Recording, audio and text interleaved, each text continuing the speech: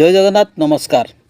आसतु नजर पकेबा मयूरभंज जिलार आज top news update कौन कौन सब रही किंतु तापूर्व आपण मानक गोटे अनुरोध भिडियोटी को संपूर्ण देखंतु आ जो मैंने प्रथम कर चैनल को आछंती सब्सक्राइब करंतु जाफल प्रत्येक नूतन वीडियो नोटिफिकेशन आपण सर्वप्रथम पाई परिबे। आज प्रथम खबर विषय थाना अंतर्गत खड़मबेड़ा पंचायत निकट में ट्रक एवं कंटेनर मुहांमुही धक्का जड़े मृत अन्य जड़े सामान्य आहत। मयूरभंज जिला विषय दे जाइथिबा 49 नंबर जातीय राजपथ मुंबई कोलकाता जाउथबा एक केमिकाल बजाई ट्रक सहित विपरीत दिगर आसुवा एक कंटेनर मध्य विषय थाना अंतर्गत खड़मबेड़ा पंचायत निकट में मुहांमुही धक्का होइथिला। फल कंटेनर धक्कार ट्रकटी रास्ता तलू खसी जाइथिला और ट्रक ड्राइवर चापी हो जाइथिला। फल विषय पुलिस एवं विषय अग्निशम कर्मचारी घटनास्थल पहुंची ट्रक ड्राइवर को उद्धार करी बारिपदा मेडिकल को पठाइथिले। मात्र रास्तार ड्राइवर मृत्यु घटिथिबा नहीं खबर हस्तगत होइछि। अन्यपटे कंटेनर ड्राइवर सामान्य आहत होइथिबार सूचना मिलछि। तेबे उभय गाड़ी को विषय पुलिस जबत करी अधिक तदंत जारी रखिछि। परवर्ती खबर करंजिया ब्लॉक ताटोठारे महाआडंबर टुसु पर्व पालित जोगदेले एनएससी अध्यक्ष। करंजिया ब्लॉक विभिन्न स्थान में टुसु मेलार आयोजन होइथिबा बेले मंगलवार दिन ताटोठारे टुसु मेला महाआडंबर सहकार अनुष्ठित होइछि। एठारे आखपाख ग्रामर बहु संख्यक टुसी आगमन दर्शकों मन जिणिथिला। कार्यक्रम में अतिथि भाव एनएससी अध्यक्ष टपी पुष्टि, बीजेडी निर्वाचन मंडली युवा सभापति रोहित पुष्टि, प्राक्तन विधायक विजय कुमार नायक प्रमुख जोगदे लोकमानक सहित मकर पर्व पालन करथिले। एही स्थान रे मलरापदा, ताटो, पिचुली आदि ग्रामर कुडुमी संप्रदायर हजार संख्यक लोके भिड़ देखा मिलता। परवर्ती खबर बेतनटी थाना बड़जामणी फांडिओ दिन 12 माइल ठारे मंगलवार एक बाइक दुर्घटना होइथिबा बेले पूरा दुर्घटना सीसीटीवी रे कैद होइछि। तेबे रक्त जुड़बुड़ बाइक चालक को तुरंत स्थानीय लोक मैंने उद्धार कर निकटस्थ किसान तांडी डाक्तखाना भर्ती करथिले। अवस्था संकटापन्न थिबारु प्राथमिक चिकित्सा कार्यरत डाक्तर परामर्श क्रमे बारिपदा मुख्य डाक्तखाना को स्थानांतरित करा जायछि।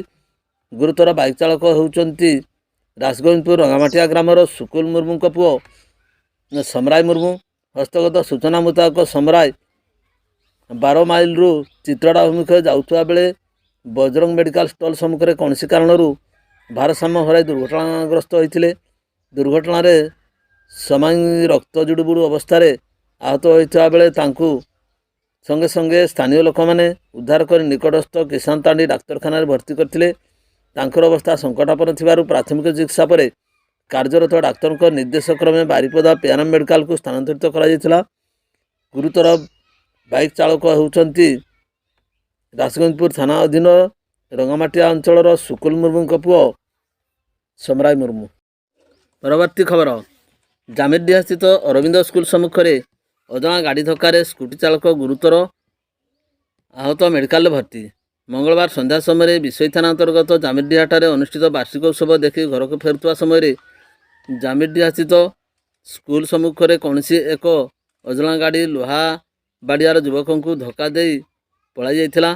तेबे पछरे आसुवा स्थानीय लोक मैंने संगे संगे रक्ताक्त होई गुरुतर अवस्था पड़िथिबा स्कूटी चालक को उद्धार करी आम्बुलेंस जोगे मेडिकल को पठाइथिले। तेबे उक्त समय घटनास्थल में पुलिस पहुंची थिबा बेले धक्का देथिबा गाड़ीर संधान मध्य मिल पारि नथिबार सूचना मिली। परवर्ती खबर पांदला गाँ निकट में गछरे महिलांकर झुलंता मृतदेह उद्धार। तिरिंग थाना अधीन पांदला गाँ ठारे एक गछरे महिलांकर झुलंता मृतदेह पुलिस उद्धार करछि। मृतक महिला हेले झारखंड राज्य अंचलर सीता सोरेन। महिलांक विवाह तिरिंग थाना अंचल पांदला गाँव में होइथिला। से किसी दिन पूर्व ससुर घरे पांदला गाँव में आसथिले। चलित मास 8 तारिख दिन महिला संपर्क घर को जाउची कही घर बाहरी जाई आउ फेरी नथिले। रविवार अपराह्न महिला गछरे झुलंता अवस्था तांकु देखि ग्रामवासी माने पुलिस को सूचना देथिले। अपराह्न समय तिरिंग पुलिस महिला मृतदेह को जबत कर रायरंगपुर डाक्तखाना व्यवच्छेद कराई परिवार वर्ग को हस्तांतरित करथिले ओ घटनार अधिक तदंत जारी रखिथिबार सूचना मिली। ପରବର୍ତ୍ତୀ ଖବର ବାରିପଦା ଟାଉନ୍ ଥାନା ପୋଲିସ ଦ୍ୱାରା ୱାରେଣ୍ଟି ଆଧାରରେ 7 ଜଣଙ୍କୁ ଗିରଫ କରାଯାଇଛି। ବାରିପଦା ଟାଉନ୍ ଥାନା ପୋଲିସ ଦ୍ୱାରା ୱାରେଣ୍ଟି ଆଧାରରେ 7 ଜଣଙ୍କୁ ଗିରଫ କରାଇ କୋର୍ଟଚାଲାଣ କରାଯାଇଛି। ତେବେ ଏନେଇ ବାରିପଦା ଟାଉନ୍ ଥାନା ପୋଲିସ ପକ୍ଷରୁ ମଙ୍ଗଳବାର ସବିଶେଷ ସୂଚନା ପ୍ରଦାନ କରାଯାଇଛି। ବିଭିନ୍ନ ମାମଲାରେ ଜଡ଼ିତ ଥିବା 7 ଜଣ ୱାରେଣ୍ଟି ଆଧାରରେ ଥିବା ୱାରେଣ୍ଟିକୁ ବାରିପଦା ଟାଉନ୍ ଥାନା ପୋଲିସ ଗିରଫ କରିଛି। ସେଥିମଧ୍ୟରୁ 2 ଜଣ ମହିଳା ଥିବା ବେଳେ 5 ଜଣ ପୁରୁଷ ଅଛନ୍ତି। 7 ଜଣ ଅଭିଯୁକ୍ତ 4 ଗୋଟି ପୃଥକ ପୃଥକ ମାମଲାରେ ଜଡ଼ିତ ଥିଲେ। ଜାମିନ ଥିବା ଅବସ୍ଥାରେ କୋର୍ଟରେ ଥିବା ହାଜିର ତାରିଖରେ ବାରମ୍ବାର ଅନୁପସ୍ଥିତ ରହିଥିବାରୁ 7 ଜଣ ଜାମିନ ଖାରଜ କରିବା ସହ ଗିରଫ କରିବା ପାଇଁ କୋର୍ଟ ନିର୍ଦ୍ଦେଶ ଦେଇଥିଲେ। ଏନେଇ ଥାନା ପକ୍ଷରୁ 7 ଜଣଙ୍କୁ ଗିରଫ କରାଯାଇ କୋର୍ଟଚାଲାଣ କରାଯାଇଛି। ପରବର୍ତ୍ତୀ ଖବର 8 ନମ୍ବର ଜାତୀୟ ରାଜପଥ ପାର୍ଶ୍ୱରେ ଥିବା ବେତନଟୀ ଡାକ୍ତରଖାନା ଜଣେ ସ୍ଥାୟୀ ଏବଂ ଜଣେ ଡେପୁଟେସନ୍ ଡାକ୍ତର ଦୀର୍ଘଦିନ ହେବ ରୋଗୀ ଚିକିତ୍ସାରେ ଚାଲିଛି। ଗୁରୁତର କିମ୍ବା ଦୁର୍ଘଟଣାଗ୍ରସ୍ତ ରୋଗୀ ଆସିଲେ ବାରିପଦାକୁ ସ୍ଥାନାନ୍ତରିତ କରାଯାଉଛି। ବିଶେଷଜ୍ଞ ଡାକ୍ତର ଏବଂ ଆବଶ୍ୟକ ସଂଖ୍ୟକ କର୍ମଚାରୀ ନଥିବାରୁ ଯେଉଁ ଅସୁବିଧା ଅଞ୍ଚଳବାସୀ ଭୋଗ କରୁଥିଲେ, ଏନେଇ ସିଭିଲ ସୋସାଇଟି ଡାକ୍ତର ନିଯୁକ୍ତି ନେଇ ଗତ ଡିସେମ୍ବର 18 ତାରିଖରେ ବୈଠକ ବସି ଜାନୁଆରୀ 18 ତାରିଖରୁ 3 ଦିନିଆ ଧାରଣା ଦିଆଯିବାର ନିଷ୍ପତ୍ତି ନିଆଯାଇଥିଲା। ତେବେ ଜିଲ୍ଲା ମୁଖ୍ୟ ଚିକିତ୍ସାଧିକାରୀ ଟେଲିଫୋନ ଯୋଗେ ସୋସାଇଟିକୁ ଏନେଇ ଜଣାଇବା ପରେ ମଙ୍ଗଳବାର ପ୍ରସ୍ତୁତି ବୈଠକ ବସି ଆଗାମୀ ଫେବୃଆରୀ 1 ତାରିଖ ପର୍ଯ୍ୟନ୍ତ ହେବାକୁ ଥିବା 3 ଦିନିଆ ପ୍ରସ୍ତାବିତ ଧାରଣାକୁ ସ୍ଥଗିତ ରଖାଯାଇଛି।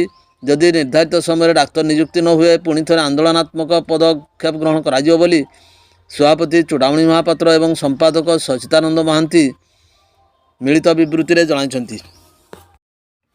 ପରବର୍ତ୍ତୀ ଖବର ବାଙ୍ଗିରିପୋଷି ଥାନା ବୁଢ଼ୀଖମାରୀ ପଞ୍ଚାୟତ ମଇସଣାବିଲା ଗ୍ରାମର ସାଲକାନ ହାଁସଦାଙ୍କ ଝିଅ ଦୁଲାରୀ ହାଁସଦା ବୟସ 16 ବର୍ଷ ପାଣି କାଢୁଥିବା ବେଳେ ଅସାବଧାନତା ଯୋଗୁଁ ଗୋଡ଼ ଖସିଯିବାରୁ କୂଅରେ ପଡ଼ିଯାଇଥିଲେ। ଦୀର୍ଘ ସମୟ ଘରକୁ ନ ଫେରିବାରୁ ପରିବାର ଲୋକେ ଖୋଜି ଝିଅଟିକୁ କୂଅରେ ପଡ଼ିଥିବା ଦେଖିଥିଲେ। ଦମକଳ ବାହିନୀ ପୁଲିସ ଉପସ୍ଥିତିରେ ମୃତଦେହ ଉଦ୍ଧାର କରାଗଲା। ବାଙ୍ଗିରିପୋଷି ଥାନା ଅଧିକାରୀ ରୋଜାଲିନ ବେହେରା ତଦନ୍ତ କରୁଛନ୍ତି। ଶବ ବ୍ୟବଚ୍ଛେଦ ପରେ ମୃତ୍ୟୁର କାରଣ ଜଣାପଡ଼ିବ ବୋଲି କହିଛନ୍ତି।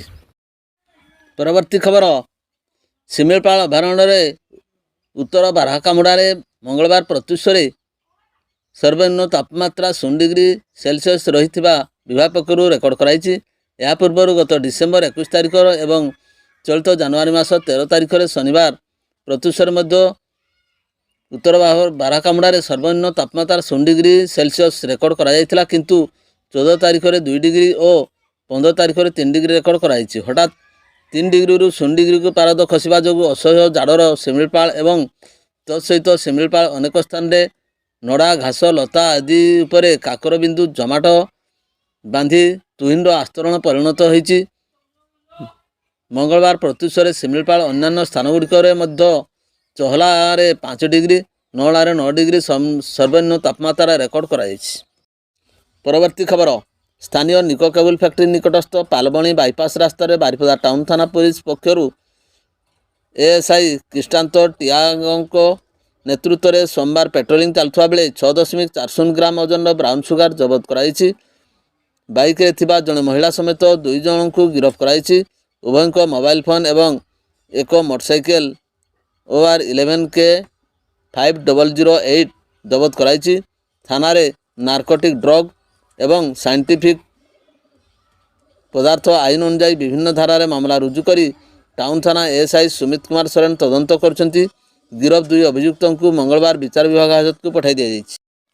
ପରବର୍ତ୍ତୀ ଖବର କପ୍ତିପଦା ଥାନା ଅନ୍ତର୍ଗତ ପଲାଢିଆ ସାମିଲ ଜାମଢିଆ ପଞ୍ଚାୟତର ଜୟନ୍ତୀପଟା ଗାଁ ମୁଣ୍ଡରେ ଥିବା ଯୋଗେଶ୍ୱର ମନ୍ଦିର ଓ ନୁଦଢିଆ ପଞ୍ଚାୟତରେ ତଳିଆ ଗ୍ରାମରେ ଶନି ମନ୍ଦିରରୁ ରାତିରେ ଦୁର୍ବୃତ୍ତମାନେ ଠାକୁରଙ୍କ ରୂପା ଅଳଙ୍କାର ହୁଣ୍ଡିରେ ଥିବା ଦାନବାକ୍ସକୁ ଲୁଟି ନେଇଛନ୍ତି। କପ୍ତିପଦା ପୁଲିସ ଘଟଣାସ୍ଥଳରେ ପହଞ୍ଚି ଅଧିକ ତଦନ୍ତ କରୁଛି। ଏନେଇ ପୋଲିସ ଏକ ମାମଲା ରୁଜୁ କରି ଅଧିକ ତଦନ୍ତ କରୁଥିବାର ଜଣାପଡ଼ୁଛି। ପରବର୍ତ୍ତୀ ଖବର ଗ୍ରାମାଞ୍ଚଳ ଲୋକମାନଙ୍କୁ ଜଳକଷ୍ଟରୁ ମୁକ୍ତି ଦେବାକୁ ସରକାର ଅନେକ ଯୋଜନା ଥାଇ ବି ନଥିଲା ଭଳି କେଉଁଠି ବସୁଧା ଯୋଜନାରେ ବସିଥିବା ପାଣି ଟାଙ୍କି ମାସ ମାସ ଧରି ଅଚଳ ହୋଇ ପଡ଼ୁଛି ତ ଆଉ କେଉଁଠି ପ୍ରକଳ୍ପ କାମ ସରିଥିଲେ ସୁଦ୍ଧା ପାଣି ଛଡ଼ା ଯାଉନଥିବା ଅତ୍ୟନ୍ତ ଚିନ୍ତାଜନକ ପରିସ୍ଥିତି ଉପୁଜିଛି। ପାଣି ପାଇଁ ଚୁଆ ନଳକୂପ ଉପରେ ଗାଁ ଲୋକେ ଭରସା କରିଥିବାକୁ ବାଧ୍ୟ ହେଉଛନ୍ତି। ପାଣି ମୁନ୍ଦାକ ପାଇଁ ଡହଳ ବିକଳ ହେଉଛନ୍ତି ଲୋକେ, ହେଲେ ଏଥିପ୍ରତି ଜନପ୍ରତିନିଧି, ବିଭାଗୀୟ ଅଧିକାରୀ ନା ପ୍ରଶାସନ କାହାରି ନଜର ପଡ଼ୁନାହିଁ। ଘରେ ଘରେ ବିଶୁଦ୍ଧ ପିଇବା ପାଣି ଯୋଗାଇବାକୁ ସରକାର ବିରାଟ ପ୍ରକଳ୍ପ କରିଛନ୍ତି, ହେଲେ ପାଣିର ନାଁ ଗନ୍ଧ ନାହିଁ। ବାମନଘାଟି ଉପଖଣ୍ଡରେ ଜାମଦା ବ୍ଲକ ତାଳଗାଁ ଗ୍ରାମ ପଞ୍ଚାୟତର ଲକ୍ଷ୍ମୀପୋଷି ଗାଁରେ ବସୁଧା ଜଳ ପ୍ରକଳ୍ପ କାମ ସରିଥିଲେ ସୁଦ୍ଧା ଗ୍ରାମବାସୀମାନେ ବିଶୁଦ୍ଧ ଜଳ ପାଇବାରୁ ବଞ୍ଚିତ ହେଉଥିବା ଗ୍ରାମର ବରିଷ୍ଠ ନାଗରିକ ଅଭିଯୋଗ କରିଛନ୍ତି। ଗ୍ରାମବାସୀ ଗାଁରେ ଥିବା ଚୁଆ ଏବଂ ନଳକୂପ ଉପରେ ନିର୍ଭର କରୁଛନ୍ତି। ପାଣି ମୁନ୍ଦାଏ ପାଇଁ ଗାଁ ନଳକୂପ ଧାଡ଼ି ବାନ୍ଧି ଛିଡ଼ା ହେବାକୁ ପଡ଼ୁଛି। ବସୁଧାରୁ ପାଣି ବଣ୍ଟନ ନିମନ୍ତେ ଗ୍ରାମବାସୀ ବିଭାଗୀୟ ଅଧିକାରୀଙ୍କୁ ଜଣାଇଲେ ମଧ୍ୟ ପ୍ରକଳ୍ପ କାର୍ଯ୍ୟକ୍ଷମ ହୋଇପାରିନି। ଆଗକୁ ଶୀତ ସମୟ ଚାଲିଯିବ ଏବଂ ଗ୍ରୀଷ୍ମକାଳ ଆସିବ। ଏବେରୁ ପ୍ରକଳ୍ପକୁ କାର୍ଯ୍ୟକାରୀ ନ କଲେ ଜଳ କଷ୍ଟ ଲକ୍ଷ୍ମୀପୋଷି ଗ୍ରାମବାସୀମାନେ ଭୋଗିବେ ବୋଲି ବରିଷ୍ଠ ନାଗରିକ ଲକ୍ଷ୍ମୀଧର ମାହାନ୍ତ କହିଛନ୍ତି। ଏଣୁ ବିଭାଗୀୟ ଯନ୍ତ୍ରୀ ଏଥିପ୍ରତି ଦୃଷ୍ଟି ଦେଇ ଗ୍ରାମବାସୀମାନଙ୍କୁ ଯୁଦ୍ଧକାଳୀନ ଭିତ୍ତିରେ ବସୁଧା ଜଳ ଯୋଗାଇବାକୁ ଗ୍ରାମବାସୀମାନେ ଦୃଷ୍ଟି ଆକର୍ଷଣ କରିଛନ୍ତି। ଭିଡ଼ିଓଟିକୁ ଶେଷ ପର୍ଯ୍ୟନ୍ତ ଦେଖିଥିବାରୁ ଅନେକ ଅନେକ ଧନ୍ୟବାଦ।